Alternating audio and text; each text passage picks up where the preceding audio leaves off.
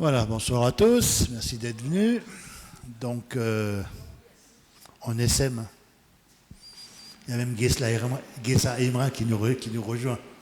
Voilà. Votre prénom, c'est Cathy, comment? Cathy, voilà. Voilà. Elle était venue au chemin de croix à Lana tout à l'heure, et puis, comme je dis qu'il y avait la réunion, elle nous a rejoints. Voilà, donc on va commencer par le temps de prière, d'habitude. Au nom du Père et du Fils et du Saint-Esprit. Amen.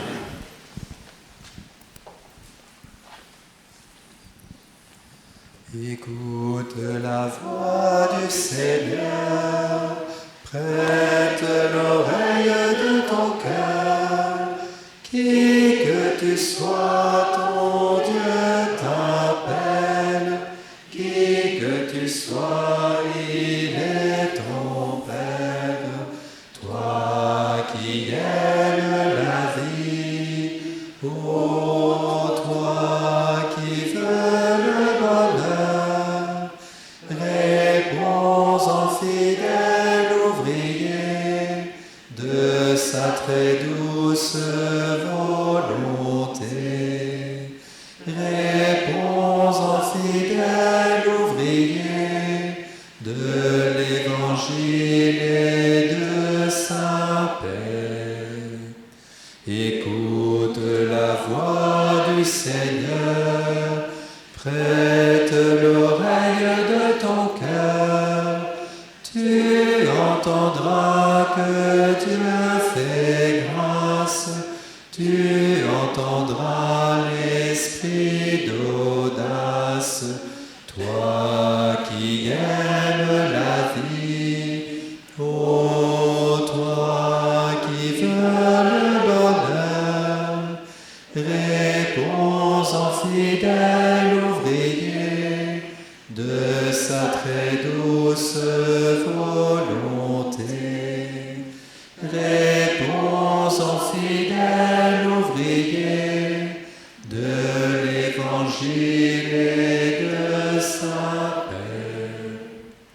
Écoute la voix du Seigneur, prête l'oreille de ton cœur, tu entendras crier les pauvres, tu entendras gémir ce monde, toi qui aimes la vie, ô toi qui veux le bonheur, réponds en fidèle ouvrier de sa très douce volonté.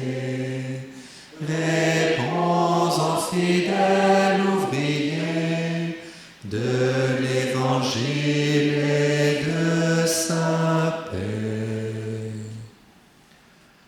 Je vous invite à prier ensemble le psaume 118 qui nous parle de la parole de Dieu, des commandements de Dieu. Heureux les hommes intègres dans leur voie, qui marchent suivant la loi du Seigneur. Heureux ceux qui gardent ses exigences, ils le cherchent de tout cœur. Toi, Seigneur, tu es béni. Apprends-moi tes commandements. Je fais repasser sur mes lèvres chaque décision de ta bouche. Je trouve dans la voie de tes exigences plus de joie que dans toutes les richesses. Je veux méditer sur tes préceptes et contempler tes voies. Je trouve en tes commandements mon plaisir. Je n'oublie pas ta parole. Sois bon pour ton serviteur et je vivrai.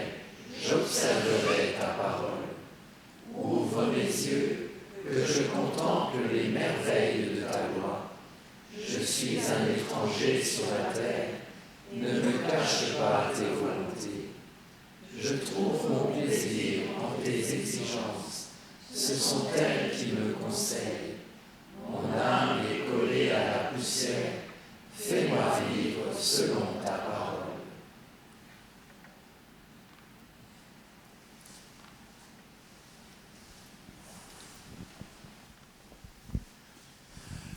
De l'évangile de Jésus-Christ selon saint Jean.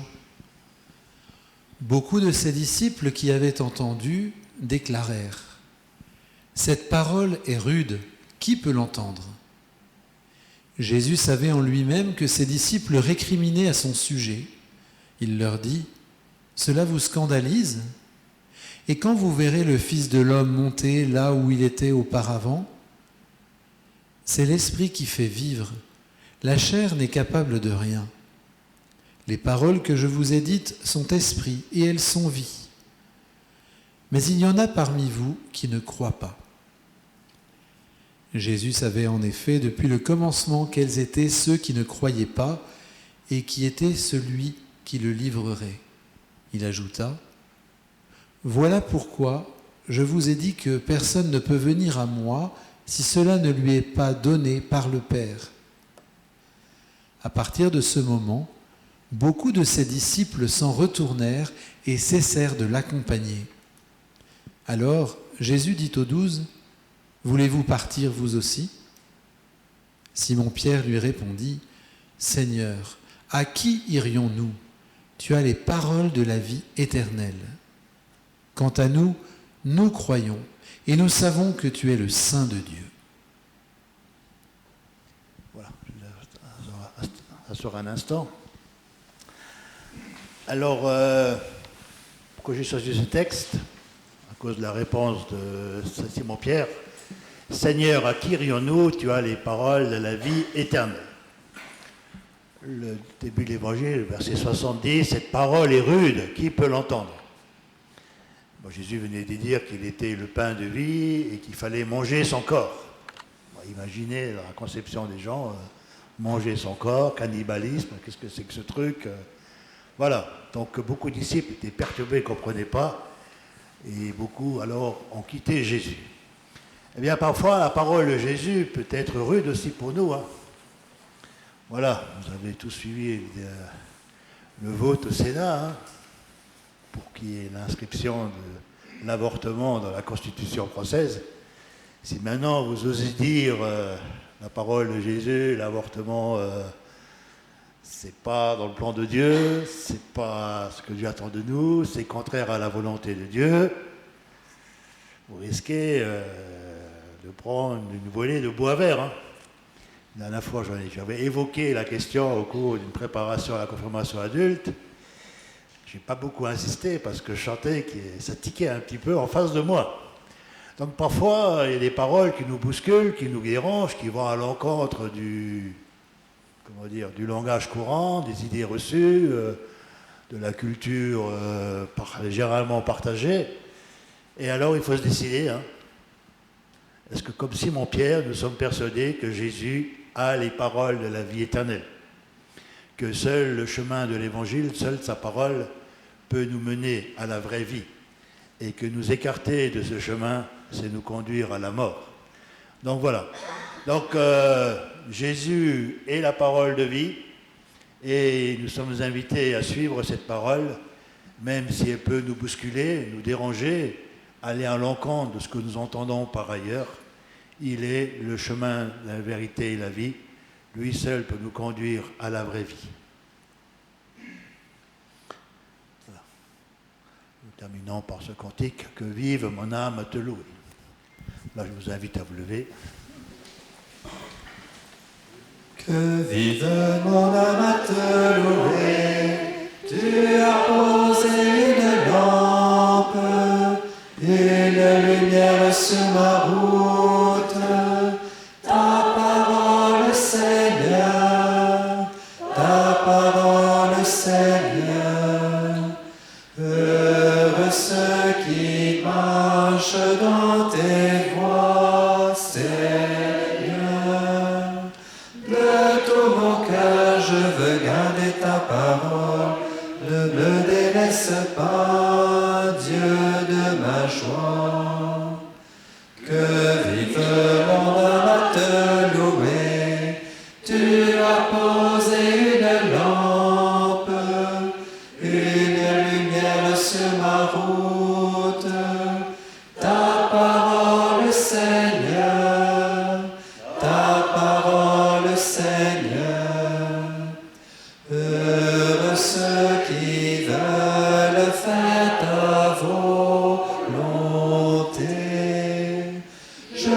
course en pas sur la voie de tes préceptes, et mes lèvres publient ta vérité. Que vive mon âme à te louer, tu as posé une lampe, une lumière sur ma route, ta parole, Seigneur, ta parole, Seigneur. Heureux ceux qui suivent tes commandements. Oui, plus que l'or, que l'enfant, j'aime ta loi, plus douce que le miel et ta promesse. Que vive mon âme à te louer, tu as posé une lampe, une lumière sur ma route, ta parole, Seigneur, ta parole, Seigneur. Du Père et du Fils et du Saint-Esprit. Amen. Voilà. Alors pendant que je vais mettre en place le PowerPoint suivant, je vais donner la parole à Grégoire. Donc on a vu qu'on avait discuté la dernière fois sur le signe de croix qu'on faisait certains après le « Je confesse à Dieu » pendant que le prêtre disait la formule d'absolution. Voilà. Donc on était resté là-dessus, il fallait essayer de le faire, pas le faire, voilà.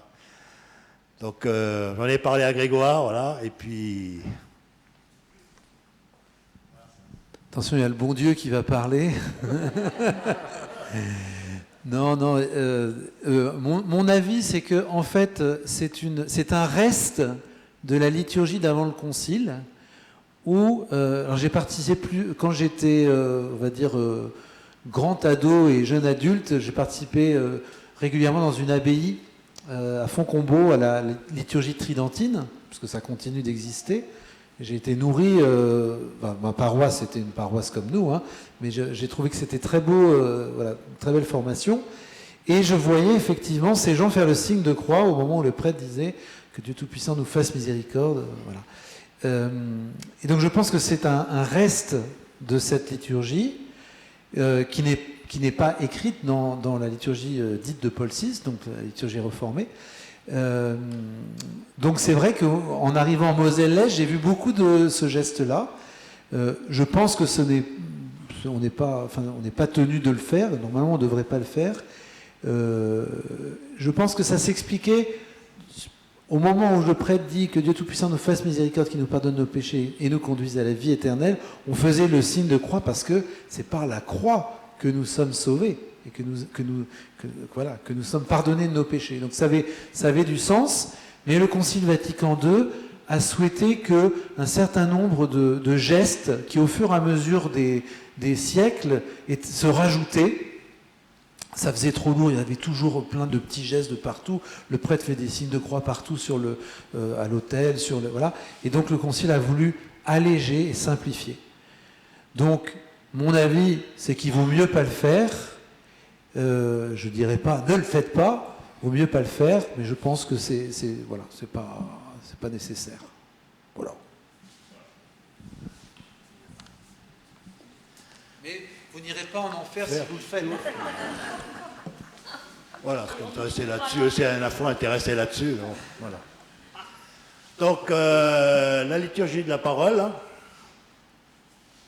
Donc c'est la deuxième partie de la messe. Hein. Donc, voilà, je rappelle hein, les quatre parties de la messe, les rites initiaux, la liturgie de la parole, la liturgie eucharistique et les rites de conclusion. Voilà. Est-ce que vous voyez quelque chose qui vous interpelle ou pas là-dedans? Non? Hein?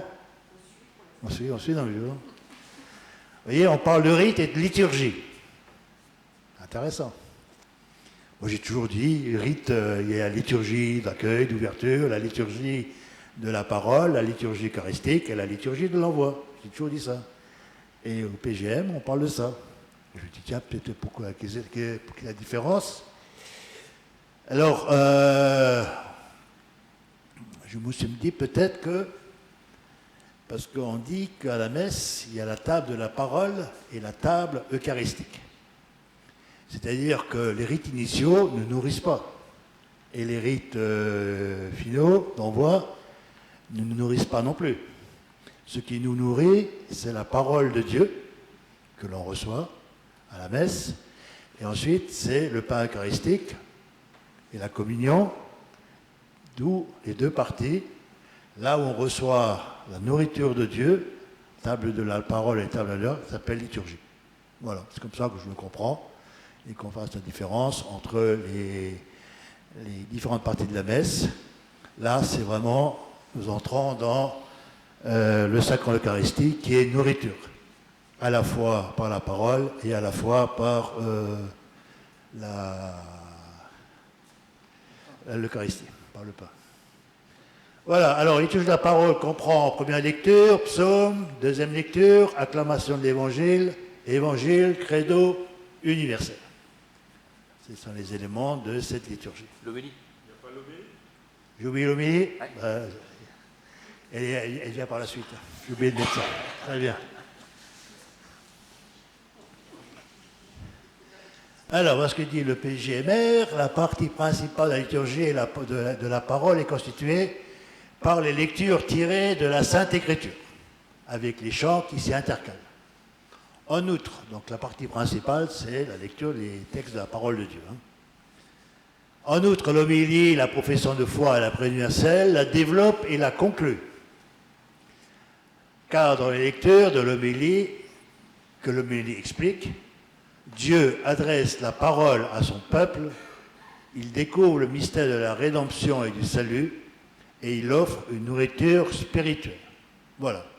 Donc c'est à la fois une révélation du mystère et une nourriture. Et le Christ lui-même est là, présent par sa parole, au milieu des fidèles. Tout particulièrement vrai au moment de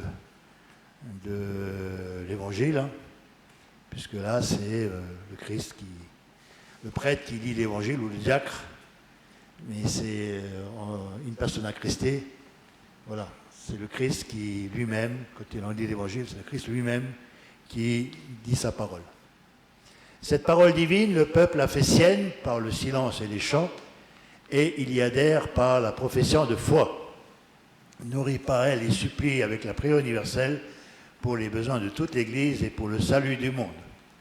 Donc il y a la partie Dieu qui donne, il y a la partie réponse du peuple de Dieu par la profession de foi. On adhère à ce qui a été dit et on rentre dans la démarche de prière qu'on offre à Dieu. Bon, on prie pour le monde et pour les autres. Alors la première lecture, elle est généralement extraite de l'Ancien Testament, sauf durant le temps pascal où on lit les textes tirés de l'acte des Actes des Apôtres. Voilà. L'Ancien Testament. Alors c'est quoi l'Ancien Testament? C'est la parole de Dieu. L'Ancien Testament, c'est la découverte. Enfin, Dieu qui se fait découvrir à un peuple qui s'est choisi, le peuple juif, qu'il a construit, qu'il a créé à partir d'Abraham. Et Dieu se révèle à ce peuple à travers sa parole, voilà, par les prophètes, mais aussi à travers son action pour le peuple. Voilà, le Dieu qui crée, le Dieu qui libère, la libération de l'esclavage en Égypte, etc. C'est à la fois une révélation par la parole et par ce que Dieu fait pour son peuple. Voilà. Alors, les découvertes s'est fait par étapes successives, ce qui peut expliquer de nombreuses incohérences dans ces différents textes. Voilà. Comme vous voyez bien, parfois on parle de plusieurs dieux, on parle d'un seul Dieu, on parle de la résurrection des morts, on parle qu'il n'y a pas de résurrection des morts. C'est-à-dire que le peuple, la conception que Dieu avait de Dieu, a évolué au cours des siècles. Voilà. Mais à chaque fois, on a gardé ce que le peuple juif avait compris à une époque. Voilà. Et ce qui, parfois, pour nous, est compliqué à suivre, quoi. Nous, on croit que c'était dicté une fois pour toutes, et puis voilà. Non, mais C'est comment le peuple, à une époque, à un temps donné, ce qu'il a compris de son Dieu. Et ça évolue au cours des siècles. Ce qui fait que parfois, il y a des passages qui nous, bon, chrétiens, nous heurtent. Hein? Voilà. Quand le peuple juif rentre en Terre Sainte, c'est quoi les consignes du bon Dieu? Tu conquiers la ville, tu conquiers le pays, tu massacres tout ce qui est hommes, femmes, enfants, bétail, tu massacres tout et tu prends la place. Quand nous on entend ça aujourd'hui, ça nous heurte. Hein. Je ne sais plus quel psaume qui dit et Dieu fracassa le crâne des premiers-nés contre le roc, car éternel est son amour. Quand nous on entend ça, on devient fou furieux. Hein. C'est quoi ça? Qu'est-ce que c'est une parole de Dieu, etc., etc. Michel Onfray, il prend ça et il dit ouais, toutes les religions sont source de violence. C'est dans la Bible. Voilà. Ben voilà, c'est une époque. Le peuple juif a estimé que, en massacrant les premiers-nés égyptiens, Dieu a manifesté son amour pour le peuple juif, puisque ça avait permis d'être libéré. Alors, pour nous chrétiens, c'est compliqué à entendre hein, parfois. Mais les textes sont là et il faut s'en inspirer. Il est toutefois important que nous chrétiens de lire ces textes car ils annoncent la venue du Messie envoyé par Dieu pour libérer l'humanité. Les textes de l'Ancien Testament nous font aussi entrer dans une connaissance plus approfondie de qui est Jésus. Beaucoup de textes de l'Évangile ne sauraient pas être vraiment compris sans une connaissance de l'Ancien Testament. Alors pourquoi je dis ça? C'est parce qu'on une ancienne paroisse où j'étais au moment du synode sur la synodalité, c'est quand un groupe s'était constitué et qui s'est donné pour mission de faire évoluer les choses. Et ils ont proposé qu'on supprime les textes de l'Ancien Testament, première lecture, qui ne servent à rien, on ne comprend rien, c'est inutile, en plus c'est contraire à l'Évangile, il faut supprimer. Alors, dimanche dernier, nous avions eu le texte sur la transfiguration. Hein? Donc, Jésus monte sur la montagne, nuée, voix qui descend du ciel, à l'apparition de Moïse et les qui descendent. Comment voulez-vous comprendre la transfiguration si vous ne connaissez pas le sens de la montagne, le mont Sinaï, où Dieu s'est révélé à Moïse et puis aussi à Élie dans la brise légère, et vous ne connaissez pas ces textes? Comment voulez-vous comprendre que Moïse et Élie soient descendus si vous ne savez pas que Moïse, c'est celui par qui Dieu a donné la loi? Moïse, c'est la loi, et Élie, c'est les prophètes par qui Dieu a parlé. Voilà. Loi et prophètes qui ont annoncé la venue du Messie. On ne peut pas comprendre les textes du Nouveau Testament pleinement si on ne connaît pas les textes de l'Ancien Testament. Voilà. Et rappelez-vous le premier texte, la première séance qu'on avait vue, j'avais écrit l'évangile de disciple d'Emmaüs. Qu'est-ce que Jésus fait? Il apparaît et il dit quoi? Et à partir des textes de l'Ancien Testament, de l'Écriture, bon, à l'époque c'était l'Ancien Testament, il leur fit comprendre tout ce qui devait arriver à Jésus. Donc il faut garder les textes de l'Ancien Testament, il faut dépasser un petit peu le côté qui nous bouscule, mais il faut les garder parce qu'ils nous font comprendre, entrer plus profondément dans le mystère de Jésus, parce que Jésus c'est l'accomplissement de l'Ancien Testament. Donc voilà, il faut faire l'effort quand même de continuer à garder ces textes, même si parfois on ne les comprend pas, même si parfois ils nous bousculent, nous dérangent. Voilà. Et donc, première lecture se termine par le lecteur qui dit « Parole du Seigneur » et nous disant « Nous rendons grâce à Dieu ». Rendons grâce à Dieu, nous disons merci à Dieu pour la parole qu'il nous a adressée. Bon, si vous voulez intervenir, hein, au fur et à mesure.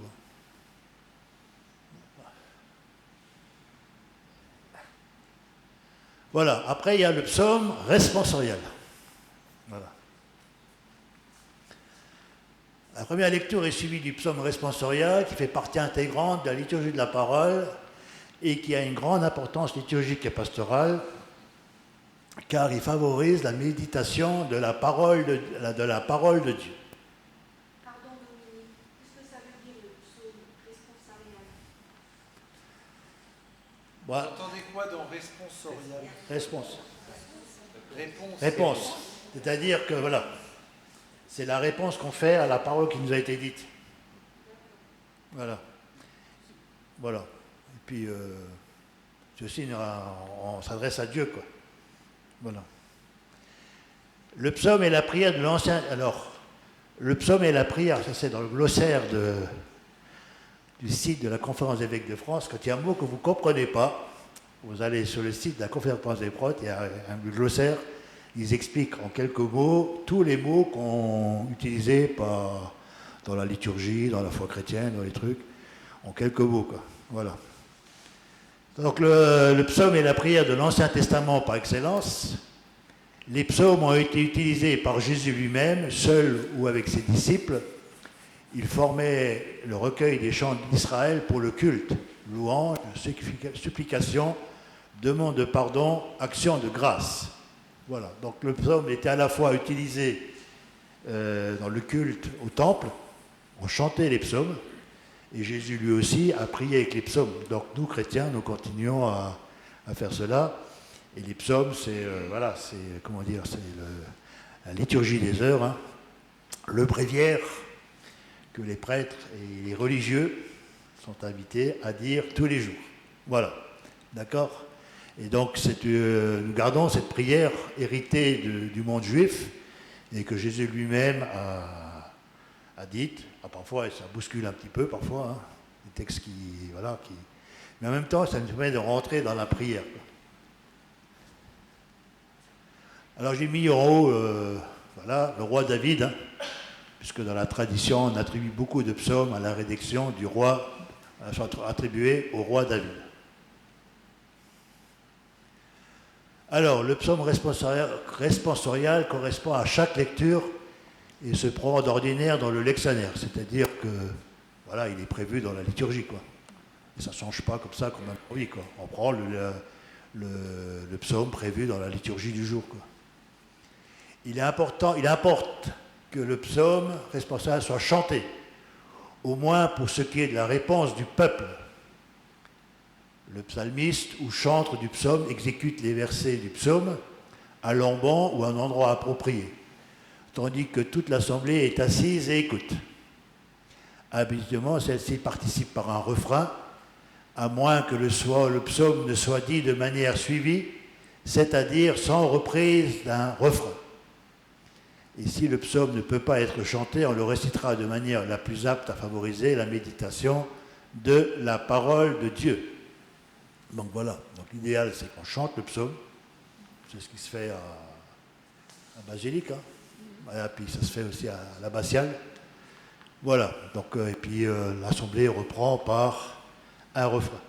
Mais il faut que l'assemblée participe, et pas seulement là pour écouter. Donc il faut que répondre, il y ait au moins possibilité d'un refrain. Voilà. Mais normalement, quand on le récite, on ne met pas de refrain. Voilà. Or que parfois ici, à Vénèque, je crois, hein, on le récite chaque fois, et on récite, on l'assemblée ensemble récite, et on prend un refrain entre. Bon, voilà. C'est pas catastrophique non plus, hein. Voilà. On va pas faire la guerre là-dessus. Mais voilà, c'est comme ça normalement ce qui est prévu, hein. Alors, c'est là que ça va fâcher, hein. En aucun cas, le psaume responsorial ne saurait être remplacé par un cantique. Parce que un psaume, c'est parole de Dieu. Ils font partie des livres de l'Ancien Testament. Le livre des psaumes, qui contient 150 psaumes. Donc, c'est parole de Dieu. C'est considéré comme parole inspirée par Dieu. Comme j'ai dit, alors le truc entre guillemets, c'est moi, hein. Remplacer le psaume par un cantique revient à dire à Dieu, tais-toi, écoute-nous prier. Voilà. Nous, on sait mieux que toi ce qu'on a à te dire. Donc tais-toi et laisse-nous prier comme on veut. C'est pas ce qui est prévu, quoi. Ça fait partie de la parole de Dieu. Même quand on prie Dieu, on prie avec les paroles que Dieu nous a inspirées. Or, les cantiques, c'est pas parole de Dieu. C'est des prières d'hommes. Alors, bien sûr, on peut considérer comme inspiré aussi. Mais c'est pas la même degré, quoi. Les psaumes, c'est parole de Dieu. Et donc, on ne peut pas remplacer un psaume par un cantique. Voilà, il faut respecter le psaume. Voilà.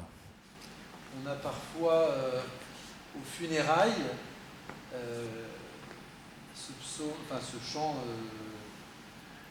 tenir une lampe allumée. Comment on appelle ça le titre? Trouver dans ma vie ta présence. On met souvent aussi bien au mariage qu'aux funérailles, que voilà. Parfois un peu sans trop faire. On l'aime bien. Les gens, quand on leur demande pour les funérailles de choisir, ah oui, celui-là on l'aime bien. Et c'est vrai, tout le monde l'aime bien, c'est joli. Mais parfois on peut l'entendre au psaume, mais non.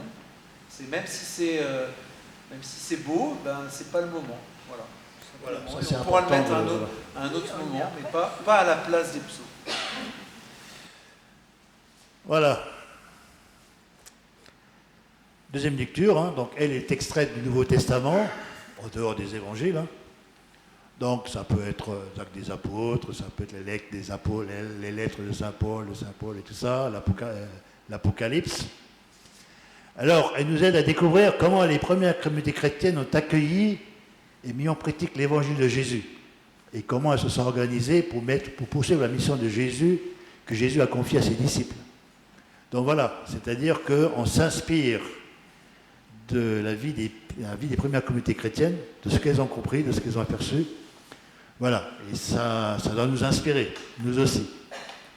Voilà. Et ça permet aussi de relire notre propre pratique. Est-ce que la manière dont nous vivons aujourd'hui correspond encore à ce qui était vécu à l'époque? Et rappelle tous la finale du chapitre 2, au début, je ne sais plus, des Actes des Apôtres. C'est-à-dire que les communautés chrétiennes étaient assidues à l'enseignement des apôtres, à la prière, à la fraction du pain. Et c'est un peu le texte qui est chaque fois pris en référence quand on veut parler de la vie d'une communauté chrétienne. Voilà c'est à quoi une communauté chrétienne devrait vivre en son sein. Vous voyez, donc c'est vraiment, on prend ces textes-là comme une référence. Voilà. C'est-à-dire qu'il ne faut pas dire qu'il faut imiter en tout, mais dans les grands points, on peut s'interroger sur notre manière de vivre l'Évangile aujourd'hui. Est-ce que c'est conforme à ce que se vivait tout de suite après l'annonce par Jésus et la mort et la résurrection de Jésus? Et là, pareil, on termine par parole du Seigneur, nous rendons grâce à Dieu. Voilà.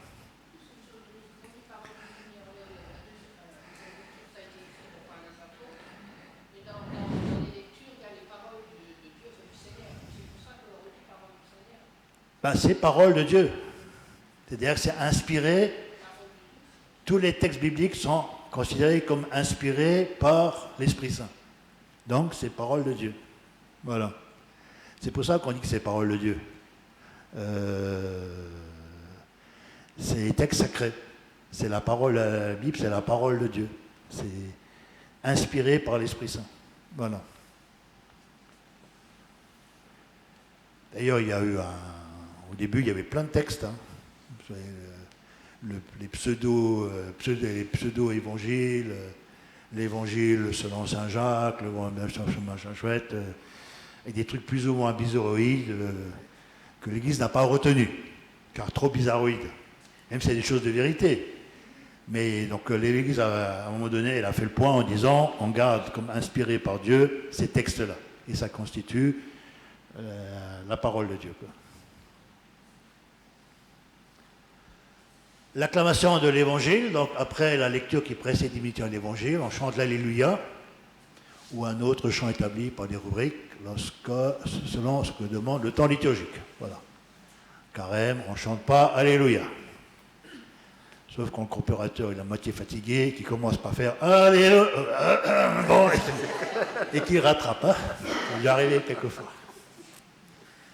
Ce genre d'acclamation constitue un rite ou un acte ayant valeur en lui-même, par lequel l'assemblée des fidèles accueille le Seigneur qui va leur parler dans l'Évangile. Le salue et professe sa foi en chantant. Donc l'acclamation est chantée par tous debout, la chorale et le chantre donnant l'intonation, et le cas échéant, on répète l'acclamation. Voilà. Alors le verset est chanté par la parole ou le chantre. Donc ça, normalement, le petit verset en dessous, après l'Alléluia, est normalement chanté. Donc ça se fait à l'abbatiale, ça se fait à la basilique, ailleurs, c'est le prêtre qui dit. Hein. Voilà. Mais normalement, ça devrait être chanté par la chorale. En même temps, il faut que ce soit bien compris. Hein. Parce que parfois, c'est chanté par la chorale. Moi, j'ai des paroisses qui chantaient, on ne comprenait rien à ce qui était dit. Quoi. C'est vrai pour le psaume aussi. Ouais, parfois aussi. On chante le psaume, on ne comprend rien en bas. Quoi. Donc le but, il faut quand même, quand c'est chanté, il faut que toute l'assemblée comprenne. Voilà. Moi, j'avais une chorale où ils chantaient tout, mais en bas, on était, qu'est-ce qu'ils racontent? On ne comprend rien. Voilà, on n'entendait pas. Quoi. Donc c'est pas le but non plus. Quoi. Si c'est chanté, il faut que que tout le monde comprenne. Sinon, il vaut mieux qu'on le lise. Quoi. Voilà. On peut dire que ce qu'on appelle le verset alléluiatique, donc ce verset au moment de l'alléluia, est un court résumé du texte qu'on va entendre. Donc c'est utile que ce soit bien articulé pour qu'on se dise « Ah tiens, ça va parler de ça ». Ça nous met sur le qui-vive Donc, pour la parole. L'idéal, c'est qu'il est chanté. Oui. Bon, après, on s'adapte, comme toujours. Hein. Alors, Alléluia signifie louer Dieu. Hein. Donc, l'acclamation a été déjà employée par la liturgie juive et reprise dans toutes les liturgies chrétiennes comme expression de joie et de louange. Il est particulièrement utilisé au temps pascal et précède dans la liturgie romaine la proclamation de l'Évangile. Alors, si c'est louer Dieu et s'il faut que ce soit joyeux et que ce soit une louange, ce serait bien que le Alléluia soit aussi sur un air joyeux et entraînant. Parce que parfois, les nouveaux Alléluia que certains sortent, hein, dans certaines partitions, on dit « Wesh !» On n'a pas l'impression que c'est un Alléluia qu'on loue Dieu. Hein. Il faut que ce soit entraînant, hein. Sinon on n'est plus dans le sens de la liturgie. On a parlé de ça du Gloria, déjà pareil. Il faut qu'un Gloria donne envie de chanter et de louer Dieu. Quoi. Quand c'est un air tristonné ou que. Voilà, c'est pas. Voilà. Ensuite, la proclamation de l'Évangile. Alors, il n'y avait rien au début, hein. J'étais étonné. La PGMR, à la suite du truc, là, on passe à l'acclamation au credo. Tout le truc sur l'homélie, sur l'évangile lui-même, on ne parlait pas. Quoi. Il fallut aller au canon 132, on passe du canon, je ne sais plus combien avant. Du 62, il faut que je passe au 134, quoi, pour avoir quelque chose sur l'homélie. Pendant qu'on chante l'Alléluia, le prêtre met l'encens, si on emploie dans cette messe, et le bénit, puis les mains jointes et profondément inclinées devant l'autel, il dit à voix basse, purifiez mon cœur. Voilà, parce qu'on va annoncer l'évangile, donc on demande à Dieu qu'il purifie mon cœur. Hein? En fait, là il y a écrit purifie mon cœur, mais si on regarde dans les rubriques, justement, c'est purifie mon cœur. Je fasse entendre la bonne nouvelle à mes frères. Ouais, alors, dignement, c'est le rajout de la traduction. Que je ne dis pas. Donc, comme quoi. Voilà. Parfois, le PGNL, il faut suivre. Il faut chercher à l'autre bout du truc pour comprendre un truc. Voilà. C'est un peu compliqué. Je me permets de dire qu'on comprend que pour les prêtres les plus anciens, qui ont connu la messe avant le concile, qui ont connu l'arrivée de la nouvelle messe, il faut le dire comme ça. Ensuite, des traductions qui ont un peu évolué, comme ce nouveau missel là, depuis 2-3 ans. C'est pas facile pour les nouveaux prêtres qui disent bon bah j'ai appris comme j'ai appris, puis je fais ce que je peux. Hein. Et ma génération, qui au niveau formation liturgique, hein, ça n'a pas volé très haut. Hein. Voilà. On a appris à être curé sur place qu'on a été vicaire. Alors, quand on tombait sur un bon curé qui savait à peu près ce qu'il faisait, ça allait. Si on tombait sur un curé qui apprenait n'importe quoi, on avait tendance à reproduire le n'importe quoi. Hein. Voilà. Ah mais c'est vrai, hein, je suis la vérité. Hein. La formation liturgique c'était pas terrible. Hein. Alors, si l'évangéliaire est sur l'autel, il le prend, est précédé par les ministres laïcs, qui peuvent tenir l'encensoir et les cierges. Il se rend à l'ambon et portant l'évangile un peu élevé, puis tous se tiennent debout, tournés vers l'ambon. manifestant ainsi le respect particulier dû à l'évangile du Christ. Voilà. Donc l'évangile, c'est le récit de la vie de Jésus, ce qu'il a dit et ce qu'il a fait. Et donc, quand on lit l'évangile, comme j'ai dit avant, hein, c'est le prêtre ou le diacre qui le lit, donc un ministre ordonné et une persona Christi, c'est le Christ lui-même qui dit sa parole. Voilà. Et donc, c'est pour ça qu'on se lève. Là, on se lève, parce que c'est le Christ qui nous parle. Vas-y. Tu veux dire quelque chose, non? Non, c'est oui, donc il nous parle. Voilà, qui nous parle. Alors, allons bon, le prêtre ouvre le livre et le majoint dit « Le Seigneur soit avec vous, répare avec votre esprit ». Le prêtre annonce ensuite l'évangile de Jésus-Christ selon saint, voilà, en faisant signe de croix, avec le pouce sur le livre, puis sur lui-même, au front, à la bouche, à la poitrine. Tout se signe de la même manière, donc disons, gloire à toi, Seigneur. Si on emploie l'encens, le prêtre encense le livre, puis on proclame l'évangile. À la fin, acclamons la parole de Dieu, louange à toi, Seigneur Jésus. Et le prêtre baisse le livre en disant à voix basse que cet évangile efface nos péchés. Voilà. Rappelez-vous, hein, la première fois, l'évangile, c'est aussi le sacrement qui efface nos péchés. Pas de la même manière que le sacrement de réconciliation, mais il y a aussi une partie de sacrement réconciliation, enfin une partie de la messe nous guérit du péché, quoi. Voilà. Alors, les signes de croix. Pourquoi le front? Pourquoi la bouche? Pourquoi le cœur, hein? Ben, là derrière, on a le cerveau, hein. Et le cerveau, il sert à quoi? À comprendre, à réfléchir. Donc, la parole qui nous est donnée va éclairer mon intelligence, me guider, et je vais essayer de comprendre ce que ça veut dire, quoi. Voilà. Donc j'ai besoin de mon cerveau pour comprendre l'évangile, pour que l'évangile puisse éclairer ma vie. Donc là, j'ai besoin de ma tête. Sur la bouche, la parole que je vais entendre est déposée sur mes lèvres pour que je puisse la proclamer autour de moi. Et là, on verra ça à la dernière partie, hein, le rite de l'envoi. Une fois qu'on a reçu la parole de Dieu, on est envoyé dehors pour proclamer la parole qu'on a entendue. Voilà, donc le signe, c'est déjà un appel à notre dimension missionnaire. Voilà, on est missionnaire. Cette parole, on ne la garde pas pour soi, seulement on la partage aux autres. Et sur le cœur, ben on la reçoit comme un trésor et que l'on garde précieusement comme un trésor pour la méditer, pour qu'elle nous accompagne. Il ne s'agit pas de l'oublier, quoi, passer à autre chose, quoi. Bon, la messe est finie, c'est bon, je rentre. Non, je garde cette parole en moi, quoi, comme un bien précieux. Bon. Oui, autre chose. Vous avez souligné l'évangéliaire, la procession, qu'il est possible, on ne le fait pas très souvent, mais que pour la procession au début de la messe, oui, le prêtre ou un diacre porte l'évangile, un peu en hauteur comme ça, et dépose sur l'autel, puis au moment de l'Alléluia, part en procession jusqu'à l'ambon.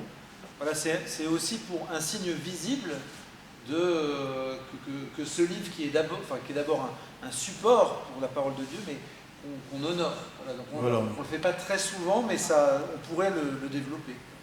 On pourrait le faire, par exemple, le dimanche de la parole de Dieu, ou alors il y a des temps qui seraient appropriés. Voilà.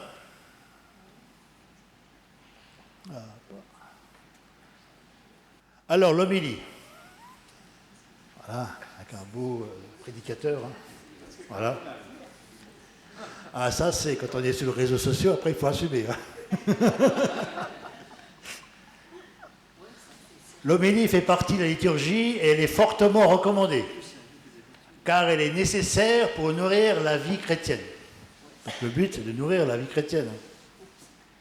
Elle doit expliquer un aspect des textes, des lectures scripturaires. Donc le but, c'est de faire comprendre ce que le texte veut dire. Ce n'est pas toujours évident au départ. Hein. Parfois, quand j'arrive, moi je crois une première fois à l'évangile au début de semaine, je dis que qu'est-ce que je vais vous pouvoir raconter là-dessus? Je ne comprends rien à ce truc-là. Après, ça donne le travail et tout ça. ruminer, elle doit expliquer un interlocuteur ou bien un autre texte de l'ordinaire ou du propre de la messe du jour. On peut parfois expliquer une autre partie de la messe, hein. Voilà, un texte qui nous parle. Les oraisons, expliquer une oraison, voilà.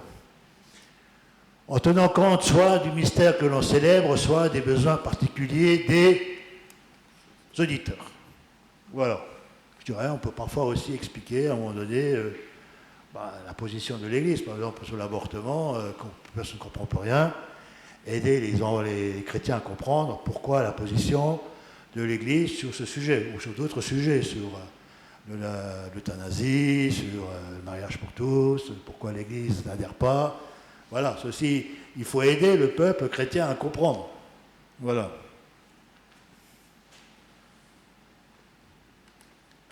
Alors, on y arrive. Là, il faut vous prier très fort pour les prêtres. Il faut prier très fort pour les prêtres qui disent, d'abord qu'ils ne disent pas d'hérésie. Ouais. Et puis, si ça peut vous nourrir un peu, ce serait pas mal. Alors, moi, je suis abonné à Aletheia. Tous les jours, je reçois une réflexion. Alors, bon, pourtant, je lis un article, je dis, ah, ça va, le pape pense comme moi. Voilà, ça me rassure. Si le pape pense comme moi, c'est que je ne crois pas trop de conneries. Voilà, mais c'est l'idée aussi, voilà, c'est se référer à ce qui est dit par un évêque, par un prêtre, voilà, parce que souvent, on peut à un moment donné raconter des choses qu'on pense être vraies en se trompant, quoi. De temps en temps, c'est bon de se dire, ah, l'évêque il pense comme moi ou le pape pense comme moi. Ça veut dire plutôt, moi je pense comme le pape. Quoi. Donc je suis à peu près dans la vérité, quoi. On ne compte pas trop de conneries. Donc l'homélie doit être faite habituellement par le prêtre célébrant lui-même ou par un prêtre concélébrant à qui il aura demandé. Ou parfois aussi, c'est important, par un diacre. Voilà, donc le diacre lui aussi peut célébrer l'homélie. Donc quand j'étais à Marly, j'avais quatre diacres dans la paroisse. Alors une fois par mois, une fois par trimestre, chacun faisait une fois une homélie, quoi. Voilà. Voilà. Les dimanches, c'est fait de préceptes, alors jamais par un laïc. Jamais par un laïc. Alors là, les évêques allemands, il y a quelques années, ils avaient commencé à faire les homélies par des laïcs. Généralement des catéchistes ou des intervenants payés par le truc. Alors qu'on laissait prêcher, quoi. Et là, Rome avait tapé sur les doigts. Mais bon, ça n'a pas empêché les Allemands de continuer. Et avec le synode des Allemands, on ne sait pas où on va. Tout le monde parle de schisme. À force de vouloir faire de l'œcuménisme, on ne sait plus très bien s'ils sont catholiques ou s'ils sont devenus protestants. Les dimanches et fêtes de préceptes, il faut faire l'homélie à toutes les messes célébrées en présence du peuple, et on ne pourra l'omettre que pour une cause grave. Donc, normalement, à l'homélie, le dimanche, le prêtre doit faire une homélie. Voilà. Les autres jours, il est aussi recommandé, surtout aux féries du l'Avent, du Carême et du temps pascal, ainsi qu'aux autres fêtes, où à l'occasion où le peuple se rend à l'église en plus grand nombre. Donc, il est vraiment recommandé, les messes de semaine, de dire, alors pas une homélie qui se déploie sur 20 minutes, mais une petite homélie. De quoi? Non. Avant, on disait 7 minutes, pas plus. Après, les gens décrochent. Bon. Ouais. On a des positions différentes suivant les prêtres. Voilà. Pour des questions peut-être pastorales parfois. Voilà. Ou parce qu'on a peut-être... on s'arrête de dire des choses, parce que sinon on va dire des bêtises. Voilà. Alors moi, longtemps on me disait, ouais, tu prêches trop longtemps, tu prêches trop longtemps. Et un jour, j'ai lu le bouquin, le manuel de survie des paroisses de James Malone. Voilà, le prêtre canadien qui a relancé le truc. Et lui, il disait que lui prêchait 20 minutes minimum, parce qu'il fallait ça pour bien expliquer les choses. Je dis, oh, maintenant les mecs, voilà. Monseigneur Berthet, qui est l'ancien évêque des Vosges, de Saint-Dié, il disait, au séminaire, il nous a dit, une homélie mal préparée, elle est toujours trop longue. Voilà, c'est ça, ouais. Après, ça dépend, il faut que les gens comprennent, quoi. Si, alors, moi, j'ai connu un prêtre qui était devenu archiprêtre dans une grande ville, voilà. et qui disait que parce qu'il était archiprêtre, il devait avoir une homélie quand même d'une certaine hauteur. Du coup, les gens en bas, ils ne comprenaient plus rien, quoi. Au bout de 2 minutes, ils décrochaient tous, quoi. Voilà, ça c'est pas le but de l'homélie, c'est pas de faire un beau cours, bien truc, montrer qu'on est malin, intelligent. Il faut que ça parle aux gens, quoi. Et moi je dis, il faut que ça rejoigne leur vie. Il faut qu'ils, quand ils ressortent de la messe, quand ils s'envoient en mission, ils disent, voilà, maintenant, voilà ce qui m'est demandé de vivre concrètement dans ma vie. Si ça parle là-haut et trucs, et puis ça ne rejoint pas la vie, c'est pas le sens de l'homélie, quoi. Donc voilà, donc après, c'est... Voilà, le pape, il a dit qu'il faut prêcher 7 minutes. Vous avez déjà vu le pape prêcher? Quand il prend ses feuilles les unes après les autres, ça dure pas 7 minutes. Hein. En plus, c'est barbant. Hein. Voilà, les spécialistes de l'homélie commencent par apprendre à prêcher correctement et après on verra. Hein. Ouh. Non mais c'était une messe de l'homélie. Parfois, les grandes messes solennelles et tout, c'est pas 7 minutes. Hein. Après l'homélie, il sera utile d'observer un bref moment de silence. Hein, voilà, ça permet aux gens aussi de réfléchir un petit peu à ce qui... Ah, bref, hein, je dis aussi, ça ne pas non plus de... Voilà. C'est peut-être juste dire une chose. Oui. Moi, ça m'arrive de ne pas prêcher en semaine. Parfois, c'est parce que j'ai pas eu le temps de vraiment préparer et que plutôt que de dire un truc parce qu'il faut dire quelque chose, je pense que c'est mieux. Et sur le silence après l'homélie, si après l'homélie ou après l'évangile, s'il n'y a pas d'homélie, le silence c'est pas un vide, c'est une résonance. Voilà.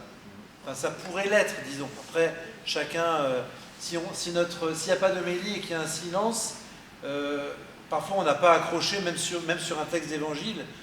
Donc ça peut être juste un temps d'intériorisation au sens de paix. Soit il y a une petite phrase qui m'a touché et à ce temps de silence, ben, je peux la ruminer, même si ça dure 30 secondes, vous voyez. Et c'est vrai pour tous les, peut-être je ne sais pas si tu en parleras ou tu en as déjà parlé, mais de tous les silences. Non, t'en parles. T'en parleras? Non, parce que c'est pas, moi je suis le truc, donc...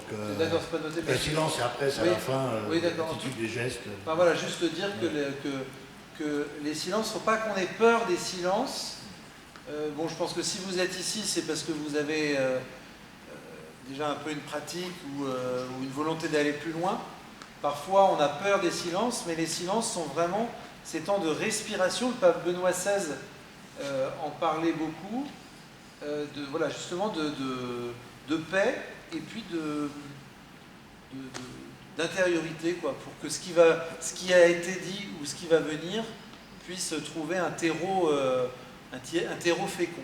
Le silence, c'est vraiment un terreau fécond pour aller plus loin.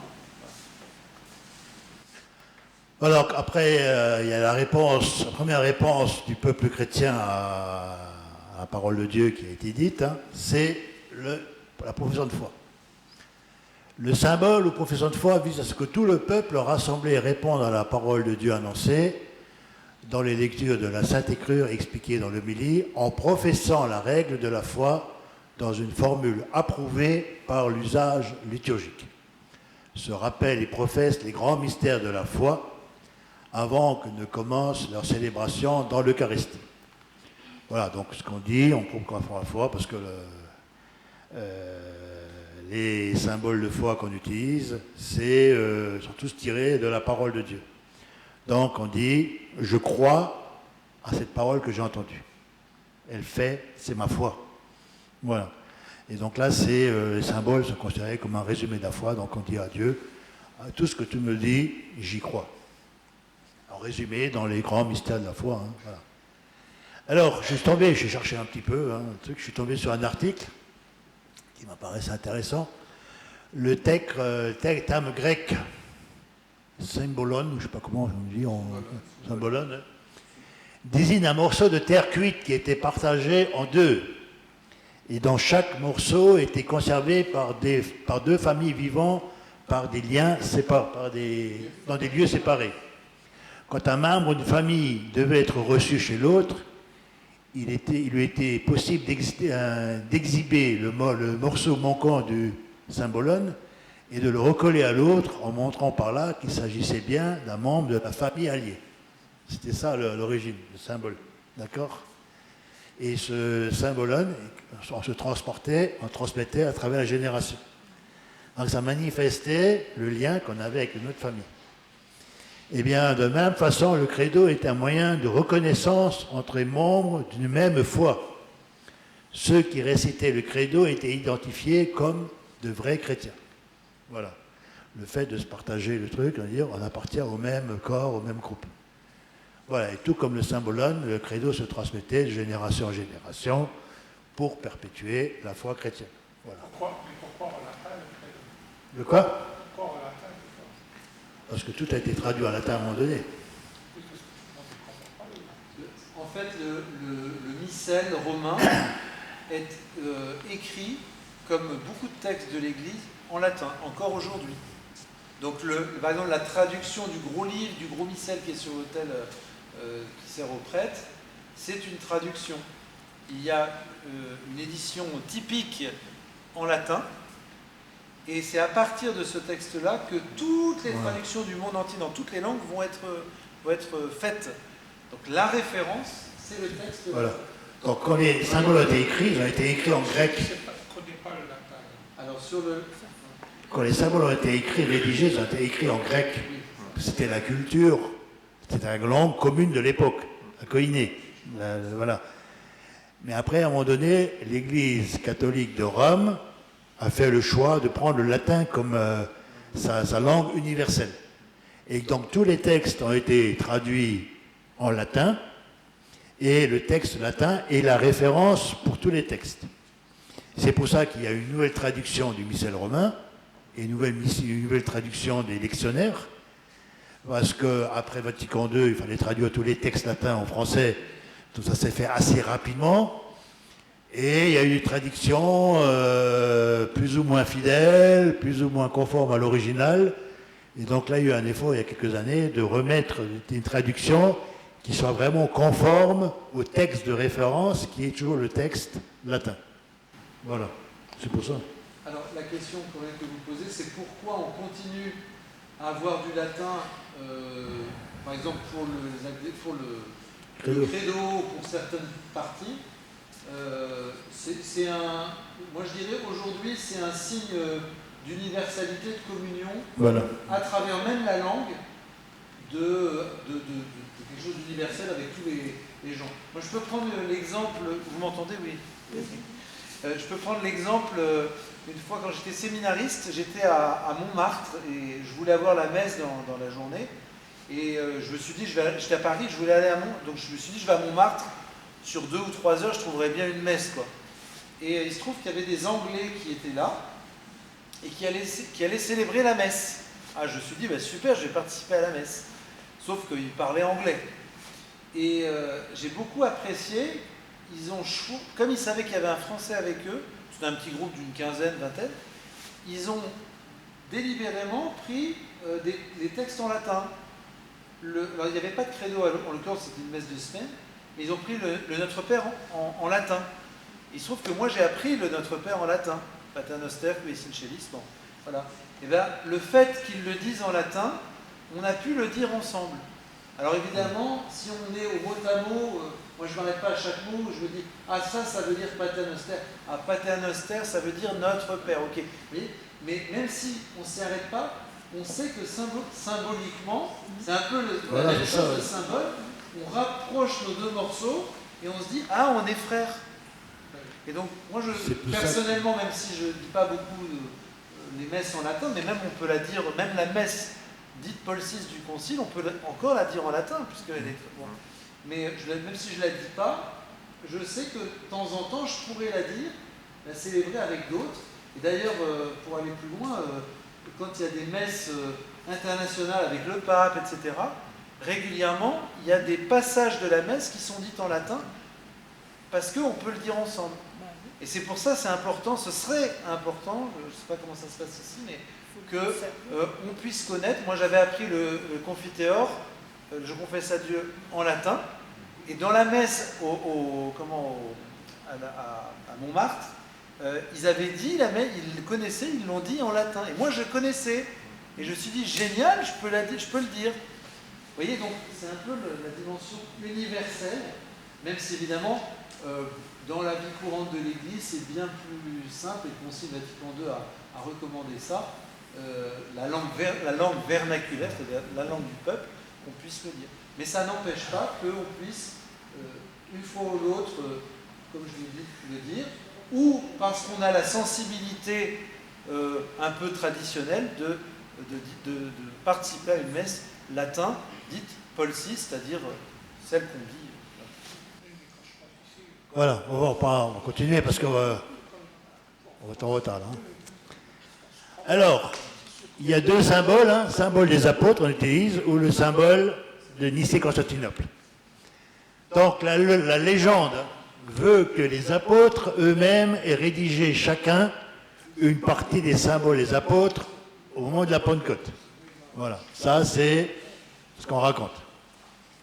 L'authenticité de cette hypothèse fait toujours débat. Voilà. Le Concile de Trente, j'ai vu un truc, voilà, que les évêques disaient ça, et qu'un autre évêque dit ne croyait pas en ça, ça fait scandale et tout. Bon, bref. Mais toujours est-il qu'il apparaît du moins qu'une forme primitive du symbole des apôtres fut rédigée au IIe siècle, elle-même ébauchée à partir d'un texte datant de l'époque des apôtres. Donc c'est un acte, le symbole des apôtres est un texte très ancien, voilà, qui est quasiment à l'origine de l'Église. Et puis le symbole Nicée-Constantinople, donc c'est un symbole de foi qui a été rédigé par tous les évêques lors d'un concile qui a lieu dans la ville de Nicée, en actuelle Turquie, en 325, puis complété lors du concile de Constantinople 380. C'est pour ça qu'on appelle ça le symbole de Nicée-Constantinople, rédigé pendant les deux conciles. Voilà. Ces deux symboles sont considérés comme des résumés de la foi chrétienne, authentique. Voilà. Donc voilà, le Constantinople, le Constantinople est le symbole des apôtres. Alors, le symbole doit être chanté ou dit par le prêtre avec le peuple, les dimanches et les jours de solennité. Donc ce dimanche, toujours le credo. Hein. On peut aussi le dire lors des célébrations particulières plus solennelles. Voilà, l'occasion, quand il y a un rassemblement, s'il y a un pèlerinage à la basilique, en semaine, pour un truc important, même si ce n'est pas prévu, si c'est un moment important, on peut dire le credo. Voilà, c'est une certaine liberté. Si on veut marquer le côté solennel de la messe. Hein. S'il est chanté et entonné par le prêtre, quand il sait faire, ou comme moi, si cela est opportun, par un chantre ou la chorale. Hein? Voilà. Viens me voir, on dit, écoute, chante-le, parce que je ne connais pas. Voilà. Mais il est chanté soit par tous ensemble, soit par le peuple alternant avec la chorale. Ceci, c'est une habitude qu'on pourrait peut-être reprendre. Hein. Quand on chante une partie, et le peuple qui répond. On a changé de temps en temps. Quoi. Si on ne le chante pas, il doit être récité par tous, ensemble, ou par deux chœurs qui se répondent l'un l'autre. Donc le credo est proclamé par l'assemblée, quoi. En alternance avec la chorale, mais il est proclamé. Voilà. Alors, au Mao, in incartulus est, par l'Esprit Saint et la prière, tous s'inclinent profondément. Et aux solennités de l'Annonciation et de Noël, tous font genoux flexés. Alors, là, je reviens en arrière. Quand on dit qu'il a été conçu du Saint-Esprit et de la Vierge Marie, tout le monde est censé s'incliner. Pas seulement les prêtres, tout le peuple chrétien.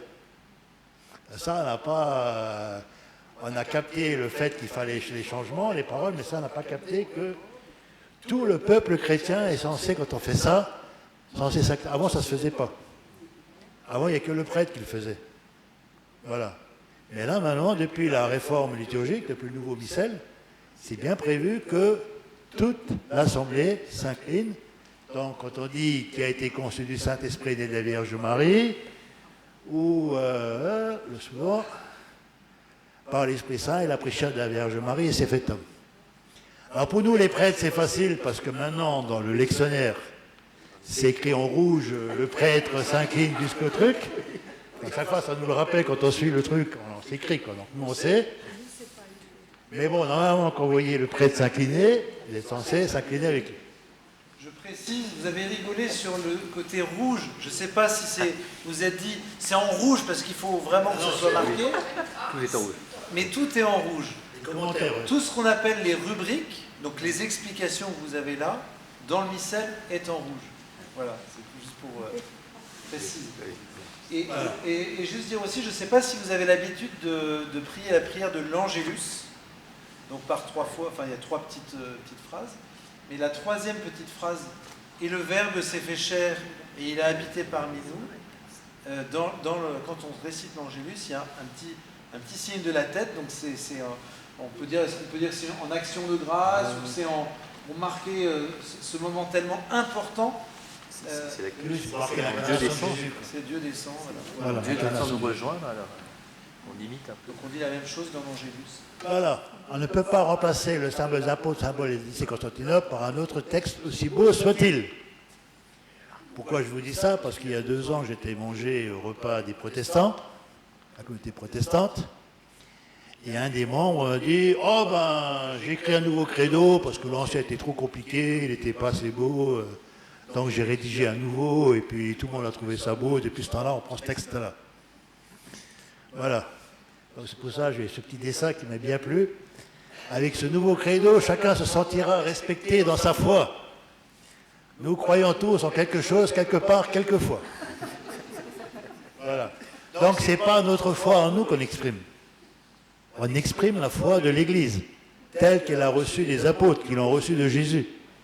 Donc le symbole des apôtres et le symbole du Constantinople nous rattachent à la foi reçue par les premiers chrétiens, de la part des apôtres qui l'ont reçu du Christ. Donc il est important pour nous de bien respecter ça, quoi.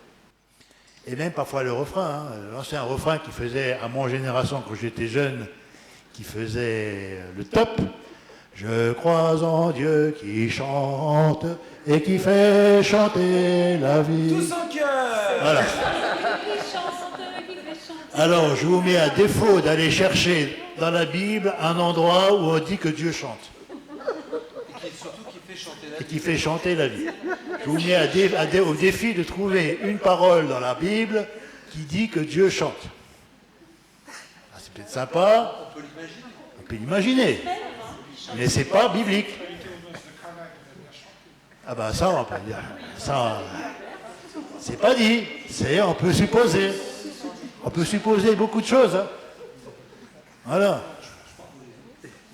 Voilà, comme certains, à force de voir Marie-Madeleine et Néna amoureuse de Jésus, on a parlé par imaginer qu'ils étaient mariés tous les deux, qu'ils étaient en couple, ils ont fait un bébé. Hein. Et ça donnait Da Vinci Code. Hein. Donc à force d'imaginer des choses, on peut arriver à pas aller très loin. Hein. Voilà, donc l'idée c'est vraiment, on en reste au texte reçu par la tradition chrétienne. Voilà, et puis on va essayer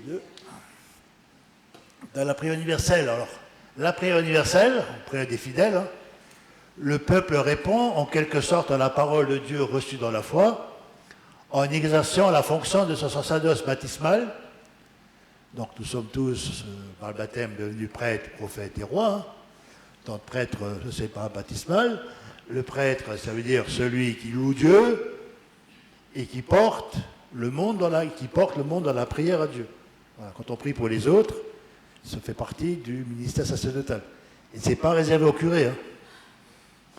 Hein. Louer Dieu et puis prier pour les autres, c'est la mission de tout baptisé, parce qu'il est prêtre.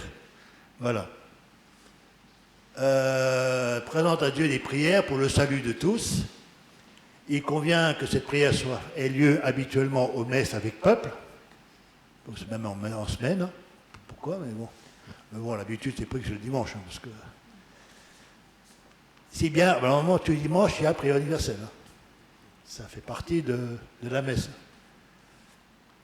Si bien que l'on fasse des supplications pour la Sainte Église, pour ceux qui nous gouvernent, pour ceux qui sont accablés par diverses misères, et pour tous les hommes, et pour le salut du monde entier. Voilà, trompé. Alors, quand on suivant précise, attention, habituellement, pour les besoins de l'Église, voilà, pour l'Église, pour les dirigeants affaires publiques et le salut du monde, pour ceux qui sont accablés par toutes sortes de difficultés, pour la communauté locale. Voilà, ça c'est les quatre, normalement, les quatre intentions, normalement, de la prière universelle. Alors après, il faut adapter. Toutefois, dans une célébration particulière comme une confirmation, un mariage ou des obsèques, l'ordre des intentions pourra s'appliquer plus exactement à cette occasion particulière. Aux enterrements, on prie très rarement pour l'Église, on prie très rarement pour les trucs dans le monde. Voilà. On peut, par exemple, si quelqu'un est décédé d'un cancer, on peut prier pour les personnes malades, pour ceux qui les soignent, quoi. Mais toujours en lien par rapport aux défunts, quoi. Donc, pareil pour les enterrements, pour les prières universelles, pour les mariages, c'est surtout axé sur le mariage, quoi. Voilà, pour le couple, pour les membres de la famille, voilà. C'est au prêtre célébrant de diriger la prière de son siège, elle introduit par une brève monition qui invite les fidèles à prier, et il la conclut par une oraison. Bon, ça vous avez l'habitude, hein. Il faut que les intentions soient sobres, composées avec une sage liberté. Donc, comme a dit Grégoire, ce n'est pas un manifeste politique, hein, ou syndical. Hein. Voilà. Et en peu de mots. Alors, les tartines comme ça, pour chaque intention, parfois, que j'ai déjà eu des tartines comme ça, quoi. Chaque intention, c'était ça, quoi. Non, il faut que ce soit rédigé en quelques mots. Hein. Voilà. Et il exprime la supplication de toute la communauté. Elles sont dites de long banc, normalement, ou d'un autre lieu approprié par le diacre. Alors j'ai appris une chose, normalement, c'est par le diacre, quand il y a un diacre. Mais bon, généralement, c'est par le chantre ou par un laïc. Voilà. Le peuple debout exprime sa supplication. Donc, on est debout, hein, parce qu'on s'adresse à Dieu, on supplie Dieu. Donc, on se met debout pour prier Dieu. Je verrai aussi la prochaine fois, hein, ça va l'oraison d'offrande, hein, qui vient après la présentation des dons. Dans beaucoup de paroisses, on reste assis. Hein. Quand on dit priez frères et sœurs pour que nanana, enfin la prière, beaucoup restent dans le temps, beaucoup restaient assis, quoi. Et se lever à la préface. Le Seigneur soit avec vous, c'est là qu'il se levait, quoi. On ne s'adresse pas à Dieu en restant assis dans les oraisons. Quand on s'adresse à Dieu, on se met debout. Voilà. Soit par une invocation commune avec après chacune des intentions, soit par une prière silencieuse. Donc généralement c'est le refrain, la prière universelle, quoi. Après chaque intention, on s'associe. Voilà. Je crois que c'est bon là. Ah voilà, trop loin. Ah, voilà. Bien. Donc on a été un peu bavard. Hein. Il n'y a pas que moi qui étais bavard cette fois-ci. Hein. Oui. Parce que c'est pas une messe solennelle. C'est pas une messe de dimanche. Voilà. C'est une grande messe de précepte, une grande messe solennelle, quoi. Au messe de semaine, on dit jamais le credo. Non. Mariage, non. On peut, mais bon, vu l'assistance que j'ai en face de moi, généralement, hein, j'évite. Si c'est moi le seul à dire. Ou alors on prend, ce que je prends souvent, il y a une troisième forme qu'on peut utiliser, c'est celle qu'on utilise à la Vigile pascale. C'est les questions-réponses. Croyez-vous, nanana? Oui, je crois. Croyez-vous en Dieu, nanana? Oui, je crois. Et souvent, quand je dis aux fiancés, quand ils veulent prendre ça, je prends, généralement, je propose ça et la 18, quoi. Parce que bon, ils ne connaissent pas le credo, les gens. Donc, au mariage et tout ça, ils ne connaissent pas le credo. Donc, dire que oui, ça veut dire quoi. Voilà. Alors, on va se mettre en équipe. Hein. On va prendre quoi? 20 minutes. Hein? Donc, pareil, question, qu'ai-je découvert sur la liturgie de la parole? Toujours qu'elle est sur le point qui reste flou, que je n'ai pas compris. Et quelques quiz. Hein. Voilà. Pourquoi l'Assemblée se lève pour la proclamation de l'Évangile? Pourquoi est-il important de garder les textes de l'Ancien Testament? Et ressentez-vous l'importance de se former pour une meilleure connaissance de ces paroles? Comment comprenez-vous que la prière universelle est une manière d'exercer son sacerdoce ministériel? Voilà. Baptismal.